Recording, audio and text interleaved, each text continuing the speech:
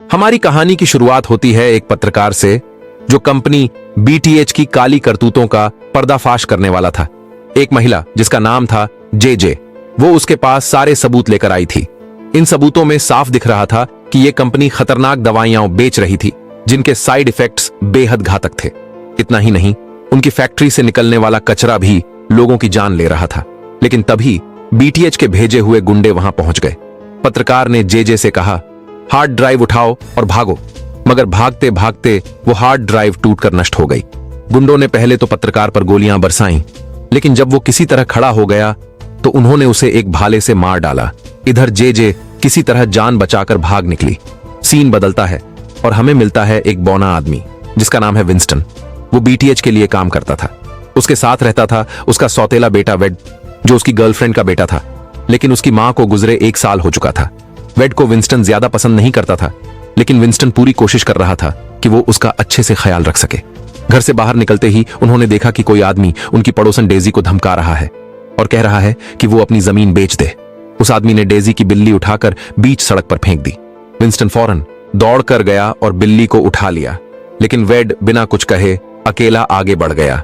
उसने विंस्टन से पूछा, जब वो लोग डेजी को धमका रहे थे तो आपने कुछ क्यों नहीं किया? विंस्टन ने शांत लहजे में कहा, कभी कभी कुछ न करना ही बेहतर होता है। तुम बड़े हो जाओगे तो समझ जाओगे। आज वेड के स्कूल में उसका डांस परफॉर्मेंस था। विंस्टन ने उसे शुभकामनाएं दी और कहा, गुड लक बेटे। इसके बाद विंस्टन काम पर निकल गया। वो बीटीएच की एक फैक्ट्री में झाड़ू पोंछा लगाने का काम करता था। लेकिन आज उसे एक फोन कॉल आया। उसके मेडिकल टेस्ट की रिपोर्ट आ चुकी थी। डॉक्टर के पास पहुंचकर विंस्टन को पता चला कि उसका दिमाग बुरी तरह से क्षतिग्रस्त हो चुका है। सर्जरी का कोई रास्ता नहीं था। उसके पास सिर्फ 1 साल या शायद सिर्फ 6 महीने की जिंदगी बची थी। यह सुनकर विंस्टन अंदर से टूट गया। डॉक्टर ने बताया कि एक बेहद महंगी दवा है जो शायद उसे ठीक कर सकती है। हो सकता है उसकी इंश्योरेंस इस खर्च को कवर कर ले। विंस्टन ने तुरंत अपनी इंश्योरेंस चेक की। उसके पास बीटीएच कंपनी का दिया हुआ प्लैटिनम प्लान था। लेकिन हैरानी की बात यह थी कि उसकी इंश्योरेंस में गोल्ड प्लान की सुविधाएं शामिल ही नहीं थीं। लंबी चौड़ी बातें हुई, लेकिन नतीजा साफ था। विंस्टन का इलाज उसकी इंश्योरेंस में कवर नहीं होगा। इसके बाद कहानी पहुंचती है बीटीएच के मालिक रॉबर्ट गार्बिंगर तक। उसने अपने भाई फ्रिट्ज को फोन करके डांटा। उस पत्रकार की मौत एक एक्सीडेंट जैसी लगनी चाहिए थी, भाले से हत्या नहीं। और अब तक उस लड़की का कोई पता नहीं चला। रॉबर्ट ने कहा, उस म्यूजिक बैंड को यह काम देना हमारी सबसे बड़ी गलती थी। उसने याद दिलाया कि इस समय उनकी पूरी कंपनी दांव पर लगी है। फ्रिट्ज ने तुरंत उस म्यूजिक बैंड को आदेश दिया, उसे ढूंढो। बैंड वाले सीधे जेजे के घर पहुंच गए, लेकिन जेजे पहले से चौकन्नी थी और वो उन्हें बाहर से ही चुपके से देख रही थी। बैंड के लोग वहां से चले गए तो जेजे घर के अंदर गई। उसने देखा कि उसके मकान मालिक को बुरी तरह पीटा गया था। जेजे ने तुरंत अपना सामान उठाया और वहां से निकल गई। उधर वेड अपने डांस परफॉर्मेंस में मंच पर गया, लेकिन आत्मविश्वास की कमी की वजह से वो ठीक से नाच ही नहीं पाया और इसके बाद सोशल मीडिया पर उसका मजाक उड़ने लगा। विंस्टन वैसे ही पैसों की तंगी से जूझ रहा था और अब ऊपर से ये बीमारी। तभी स्कूल से उदास होकर वेड घर लौटा। विंस्टन ने उसे दिलासा देते हुए कहा, तुम्हारी मां ने बहुत कम उम्र में शो करना बंद कर दिया था, लेकिन जब भी वो स्टेज पर जाती थी तो धमाल मचा देती थी। ये कहते ही विंस्टन के दिमाग में एक आइडिया आया। उसने जोर से म्यूजिक बजाया, एक ड्रेस पहनी और नाचने लगा, सिर्फ वेड का मन बहलाने के लिए। लेकिन तभी वेड की नजर उन मेडिकल रिपोर्ट्स पर पड़ी। विंस्टन ने तुरंत उसे पढ़ने से रोक दिया। वो घर से बाहर निकल गया और शराब पीने लगा। सीन बदलता है और कहानी पहुंचती है एक अवार्ड शो में। यहां पर एक शख्स थैड रॉबर्ट को याद दिलाता है, मैंने तुम्हें और तुम्हारी कंपनी को फंड किया था, अब वक्त है नतीजे दिखाने का। लोग अब बीटीएच की नकली दवाएं खरीदने से कतराने लगे थे क्योंकि उनके साइड इफेक्ट्स बहुत खतरनाक थे। रॉबर्ट को शो में अवार्ड मिला, लेकिन वहां विंस्टन भी पहुंच गया। उसने सीधे रॉबर्ट के पास जाकर कहा, मैं पिछले 13 साल से आपकी कंपनी में चपरासी का काम कर रहा हूं। अब मैं बीमार हूं और कंपनी की इंश्योरेंस मेरे इलाज को कवर नहीं कर रही। रॉबर्ट ने जवाब दिया, मुझे लगता है कि यह मेरी जिम्मेदारी है। उसने वादा किया कि वो विंस्टन की मदद करेगा। लेकिन तभी रॉबर्ट की असिस्टेंट किस्सी वहां आ गई। किस्सी विंस्टन को एक तरफ ले गई और बोली, अपने डिटेल्स दीजिए। लेकिन अगले ही पल वो उसे सीधे बाहर के दरवाजे तक ले गई और वहीं छोड़कर अंदर से दरवाजा बंद कर दिया। विंस्टन दरवाजे के पार उनकी हंसी और ताने सुन रहा था। उनका मजाक उड़ाना उसकी रग रग में आग भर गया। गुस्से से तमतमाया विंस्टन सीधा अपनी कंपनी की फैक्ट्री पहुंच गया। उसी समय जेजे भी चुपके से फैक्ट्री में घुस आई। जैसे ही फ्रिट्ज को पता चला कि जेजे बिल्डिंग में है, उसने अपने आदमियों को सतर्क कर दिया। अंदर विंस्टन ने अपने पोछे को कंपनी के जहरीले केमिकल में डुबो दिया। अचानक वो पोछा अजीब सी रोशनी से चमकने लगा। उधर जे उस जहरीले कचरे का सैंपल इकट्ठा कर रही थी। विंस्टन ने उस चमकते पोछे का इस्तेमाल गार्ड को डराने और फैक्ट्री का कैश लूटने के लिए किया। लेकिन तभी बाहर वो म्यूजिक बैंड आ धमका। जल्दी जल्दी भागते हुए विंस्टन की टक्कर जे से हो गई। बैंड वालों ने दोनों को देख लिया। जे किसी तरह भाग निकली, लेकिन विंस्टन को उन्होंने गोली मार दी। फिर उसे और उसके पोछे दोनों को जहरीले गंदे पानी में फेंक दिया। उस जहरीले पानी में पोछे के केमिकल ने विंस्टन के शरीर पर अजीब रिएक्शन किया। उसका पूरा शरीर बदल गया। वो एक भयानक डरावने राक्षस जैसे रूप में बदल चुका था। किसी तरह लड़खड़ाता हुआ विंस्टन अपने घर के पास तक पहुंच गया, लेकिन वहां उसने देखा कि वही आदमी स्पेंस उसकी पड़ोसन डेजी से प्रॉपर्टी पेपर्स पर साइन करवा चुका था। विंस्टन ऊपर अपने अपार्टमेंट की तरफ बढ़ा। वेड बेसब्री से उसका इंतजार कर रहा था और उसे देखकर खुश हो गया। लेकिन जैसे ही वेड ने विंस्टन का डरावना रूप देखा, वो घबरा गया और डर में उस पर कोई चीज फेंक दी। घबराहट में वेड नीचे गिर पड़ा, सीधा स्पेंस की कार पर। स्पेंस ने जब अपने सामने वो भयानक दैत्य देखा तो डर के मारे कांप उठा। उसने विंस्टन पर गोली चलाई, लेकिन गोली का उस पर कोई असर नहीं हुआ। गुस्से से बेकाबू विंस्टन ने स्पेंस का पूरा हाथ उखाड़ फेंका। ये नजारा देखकर वहां मौजूद सब लोग सहम गए। डेजी ने मौका पाकर अपने प्रॉपर्टी पेपर्स वापस छीन ली, लेकिन बाकी सबने मिलकर सोचा ये तो राक्षस है, और सब उसके पीछे पड़ गए उसे मारने के लिए। विंस्टन भागता हुआ जंगल की ओर निकल गया और थक कर वहीं बेहोश हो गया। अगली सुबह जब उसकी आंख खुली तो उसने खुद को एक झोपड़ी में पाया। ये जगह जंगल के बीचों बीच थी और वहां रहता था एक बुजुर्ग आदमी, गठरी। गठरी को विंस्टन से जरा भी डर नहीं लगा, बल्कि उसने विंस्टन को समझाया, क्या हुआ अगर तू मर रहा है? हम सब तो मर ही रहे हैं। फर्क सिर्फ इतना है कि तू जानता है और बाकी लोग नहीं। जितना वक्त है उसे जी भर कर जी ले। कौन जानता है कब हालात बदल जाए। गठरी के पास विंस्टन का चमकता हुआ पोछा भी था। उसने वो लौटाते हुए कहा, यह कोई मामूली चीज नहीं, ये एक ताकतवर हथियार है। इसका इस्तेमाल समझदारी और जिम्मेदारी से करना। उधर मीडिया में हर तरफ विंस्टन की ही खबरें चल रही थीं। वेड भी सब कुछ टीवी पर देख रहा था। उसने मदद के लिए एक हेल्पलाइन नंबर पर कॉल करने की कोशिश की। इसी बीच शहर की एक दुकान में कुछ गुंडे घुसाए और लोगों को बंधक बना लिया। ये खुद को कहते थे नेस्टी लैड्स। उनका विरोध इस बात पर था कि दुकान का नाम मिस्टर मीट से बदलकर मिस मीट क्यों कर दिया गया। विंस्टन चुपचाप ये सब देख रहा था। तभी इस गिरोह का लीडर दुकान में बैठी एक अंधी महिला पर बरस पड़ा, लेकिन उस महिला ने गुस्से में उस पर ड्रिंक फेंक मारी और तभी विंस्टन ने एंट्री मारी। अपनी बदली हुई ताकत से उसने उन गुंडों को धूल चटा दी। सारे बंधक लोग सुरक्षित बाहर निकल आए और उनके पीछे पीछे विंस्टन भी बाहर आया। लोग उसे देखकर सहम गए, लेकिन जो लोग अंदर से निकले थे उन्होंने चिल्लाकर कहा, यह राक्षस नहीं, ये हमारा हीरो है, इसने हमारी जान बचाई है। विंस्टन की वर्दी पर BTH का लोगो बना हुआ था। उसने वहीं एक लाइन बोली और वही लाइन सुनकर वेड समझ गया कि यह विंस्टन ही है। भीड़ ने जोरदार तालियां बजाकर उसका स्वागत किया। टीवी पर यह नजारा देखकर स्पेंस चीखा, डैड, यही है वो, यही है जिसने मेरे साथ किया था। उसका बाप थैड तुरंत अपने गुंडों को विंस्टन के पीछे भेज देता है। इधर विंस्टन एक बिल्डिंग की छत पर खड़ा खुद को हल्का कर रहा था, लेकिन अब उसका पेशाब भी तेजाब बन चुका था। उसी समय रॉबर्ट को भी यकीन हो गया, यह दैत्य दरअसल विंस्टन ही है। उसने अपने सारे वैज्ञानिकों को आदेश दिया, पता करो यह हुआ कैसे। वैज्ञानिकों ने समझाया, जब हमारे जहरीले कचरे का मेल एक बेहद दुर्लभ जेनेटिक मार्कर से हुआ, तभी यह भयानक म्यूटेशन हुआ। रॉबर्ट ने तुरंत कहा, इसे दोबारा बनाओ, लेकिन इसके लिए हमें विंस्टन चाहिए। फ्रिट्ज ने जोड़ा, और याद रहे विंस्टन के पास एक बच्चा भी है। उधर जे वेड के पास पहुंची। उसने सब कुछ सच बता दिया। मुझे विंस्टन की मदद चाहिए ताकि मैं रॉबर्ट की कंपनी की पोल खोल सकूं। यही हमें पता चला कि जे की मां की मौत भी BTH की नकली दवाओं से हुई थी। जे ने यह भी बताया, उस रात विंस्टन पैसे लेकर भाग रहा था, लेकिन तभी वो म्यूजिक बैंड वाले गुंडे आ धमके। दोनों भाग ही रहे थे कि गुंडों ने चालाकी से वेड की टांग पर एक ट्रैकर लगा दिया। बाद में वेड ने विंस्टन का सामना किया और गुस्से में पूछा, तुम पैसे चुराने क्यों गए? मुझे डॉक्टरों या उन थेरेपी की जरूरत नहीं। विंस्टन ने धीरे से सच बताया, वो पैसे तुम्हारे लिए नहीं, मेरे लिए थे। मैं बीमार हूं, मैं मर रहा हूं। यह सुनकर वेड भड़क उठा, बिल्कुल मां की तरह, तुमने भी मुझसे छुपाया। तभी अचानक विंस्टन को गोली लगी। हमला थैड के गुंडों ने किया था।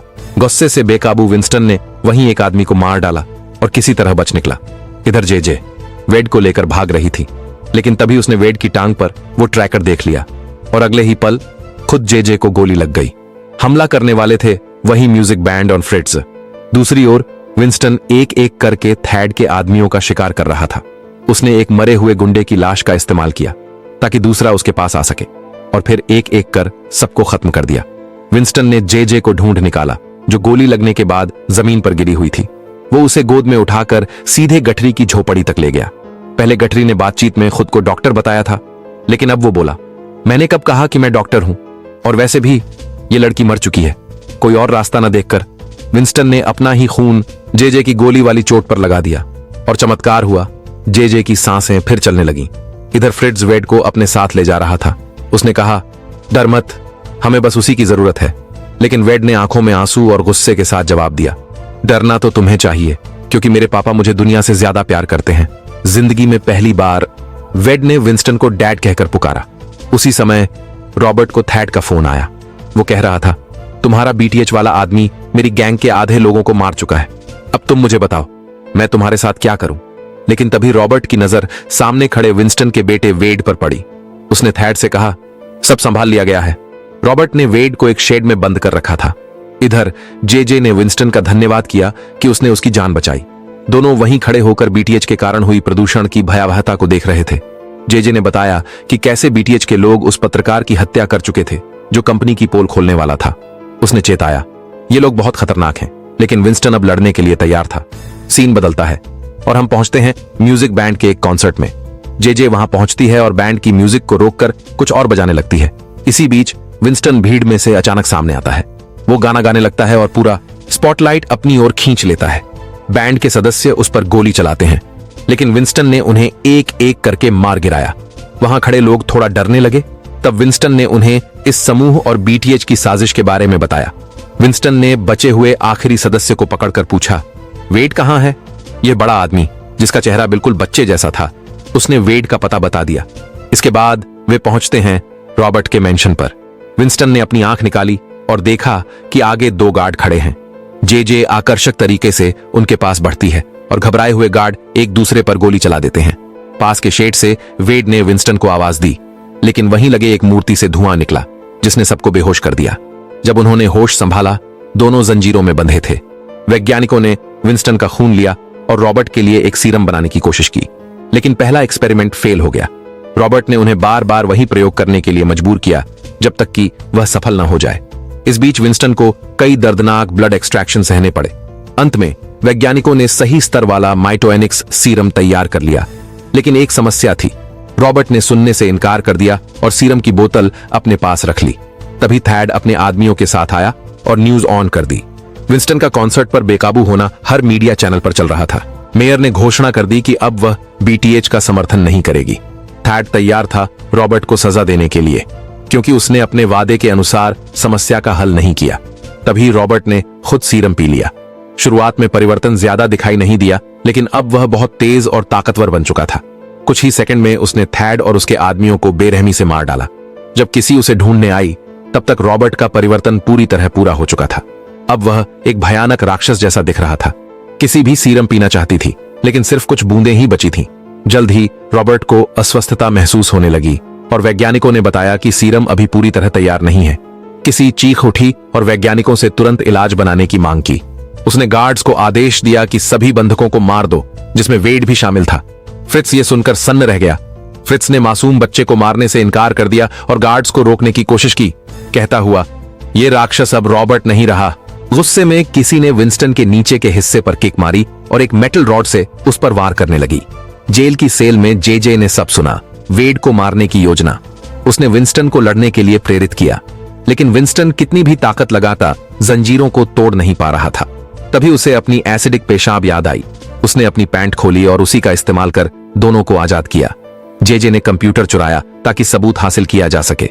विंस्टन ने दरवाजा तोड़ दिया और अपना चमकता हुआ पोछा वापस ले लिया। बाहर आते ही विंस्टन ने एक गार्ड को बेहोश कर दिया और शेड की ओर बढ़ा, लेकिन जब दूसरा गार्ड फायरिंग करने लगा तो पास का गैस टैंक फट गया और पूरा शेड आग की लपटों में इनगल्फ हो गया। ब्लास्ट में विंस्टन पीछे गिर गया और चीखा, सोचते हुए कि वेड मर गया। तभी रॉबर्ट एक कुल्हाड़ी लेकर आया और लड़ाई शुरू हो गई। उनके हथियार टकराए और रेडियो एक्टिव पोछा कुल्हाड़ी को काटने लगा। रॉबर्ट ने विंस्टन को डिसआर्म किया और उसे सिर काटने की कोशिश की, लेकिन विंस्टन ने अपना पोछा उठाया और रॉबर्ट के चेहरे को जला दिया, जिससे वह भाग खड़ा हुआ। फिर एक जबरदस्त छेद शुरू हुई। दोनों पहाड़ी से लुढ़कते हुए नीचे गिर पड़े। इसी बीच जेजे कार की ओर लौटी, लेकिन किसी पीछे से आई और उसे चेन से घोंटने की कोशिश की। दोनों के बीच जबरदस्त फाइट शुरू हो गई। जेजे ने पास में पड़े टॉयलेट को उठाया और किसी के सिर पर मारा। फिर वही टॉयलेट लेकर उसने रॉबर्ट को भी मारा। इस मौके का फायदा उठाते हुए विंस्टन ने रॉबर्ट को मात दी और चिल्लाया, तुमने बस मेरी मदद करनी चाहिए थी। तभी वेड प्रकट हुआ। दरअसल फ्रिट्ज पहले ही उसे शेड से निकाल कर ले गया था। जब रॉबर्ट ने फिर से विंस्टन पर हमला करने की कोशिश की तो वह कार में फंस गया। जेजे ने इंजन स्टार्ट कर दिया। इंजन में फंसते ही रॉबर्ट की मौत हो गई। विंस्टन अपने बेटे की ओर बढ़ा और बोला, तुमने मुझे डैड कहा। लेकिन तभी पीछे से किसी ने विंस्टन पर हमला कर दिया। उसने फ्रिट्ज का गला भी काट दिया। विंस्टन और किसी दोनों एक ब्लास्ट में फंस गए। कुछ समय बाद विंस्टन अस्पताल में होश में आया। वहां वही अंधी महिला थी जो बर्गर शॉप में मिली थी। पता चला वह एक सीक्रेट एजेंट थी। उसने टीवी चालू किया। स्क्रीन पर दिख रहा था कि जेजे ने सभी डेटा लीक कर दिया और बीटीएच की साजिश सबके सामने उजागर हो गई। मेयर और कुछ पुलिस वाले भी इसमें शामिल पाए गए। एजेंट ने समझाया कि वह सालों से बीटीएच का पीछा कर रही थी और विंस्टन की मदद की वजह से उसे गिरफ्तार नहीं किया जाएगा। डॉक्टर ने भी बताया कि उसकी म्यूटेशन ने उसका कैंसर भी ठीक कर दिया। जब विंस्टन अस्पताल से बाहर आया, डेजी और भीड़ ने उसका स्वागत किया। सभी ने उसका धन्यवाद किया कि उसने शहर को बचाया। वेड ने पहली बार उसे गले लगाया। जेजे ने दूरी से विंस्टन को अलविदा कहा। दूसरी ओर फ्रिट्ज को पुलिस की निगरानी में रखा गया और किसी होश में आई। फिर स्कूल टैलेंट शो का समय आया। इस बार वेड मंच पर आत्मविश्वास के साथ परफॉर्म करने गया। विंस्टन पीछे खड़ा गर्व से उसे देख रहा था। और इस तरह हमारी कहानी यहीं खत्म होती है। कमेंट में बताना कि आपको यह एक्सप्लेन